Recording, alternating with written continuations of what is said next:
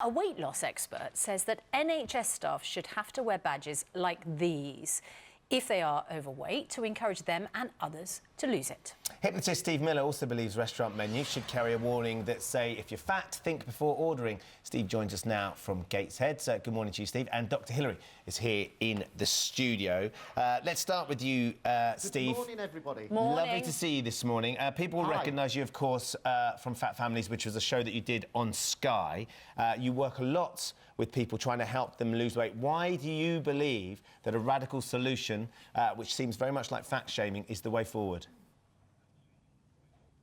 Well, I think that what we know, Ben, is nothing is working at the moment. And this, you know, I care dearly about people that are too fat. I always say to people, you know, my message this morning, Good Morning Britain, is you are too gorgeous to be fat. Now, listen, these badges are not... it's not about bullying, it's about inspiring. And listen, when people go to see a doctor, if they are struggling with their weight, or if they see a dietitian, the last thing that's going to inspire them is a dietitian or a doctor that is even fatter than the patient. It's not going to work. So listen, and I've had lots of emails from people saying, do you know what? I think it's a great idea. It's refreshing. It's partnership. We're all in it together. Look at the badge. It says, be inspired. Be inspired. I'm fat. I'm losing it.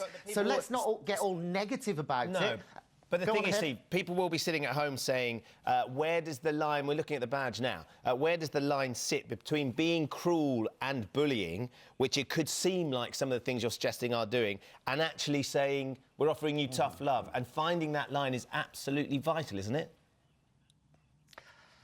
Completely, Ben. And that's why I'm saying, listen, I'm actually saying let this be voluntary. Let's get a hospital. Let's not underrate our NHS professionals that are too fat. A lot of them would actually, I believe, find it a breath of fresh air. So let's get rid of this bullying work. I get really bored of it. Let's give people some tough love. Let's give people some aspiration. I'm willing to wear the badge. I've even put on a stone myself. Yes, I may get smacked in the gob from some people. I'm going to have to watch out. But you know what? We need new, refreshing measures to motivate this nation to lose the weight and feel fabulous about themselves. Dr. Hilary, we talk a lot about the fact that we cannot crack our obesity problem. Is it time to be more honest about it?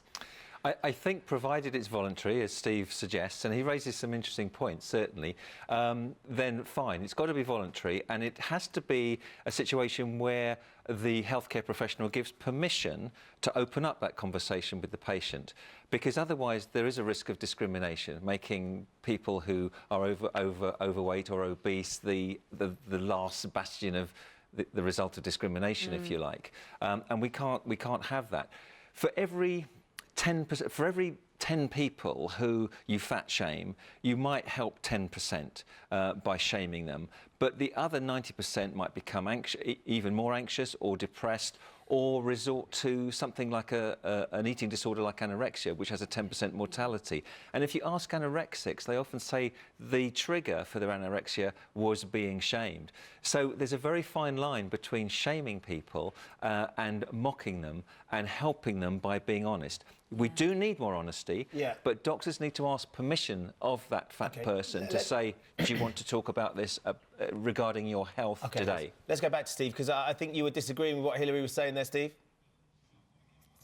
Well, I think that Hilary is right when he says about pure fat shaming. I think what we need to get a grip on, guys, is that shaming is actually a motivator if it's used constructively. So what do I mean by that? What I mean by that is you give someone a bit of a finger wag, but you also give them a cuddle at the same time, and that creates aspiration. Listen, what we know in this country is what we've done so far is not working, and you know what? We need some radical measures. Steve, just before we let you go, what counts for you as fat? Oh, I get asked this question all the time, Susanna, and you know, I think we've confused the nation. What's the threshold for the badge?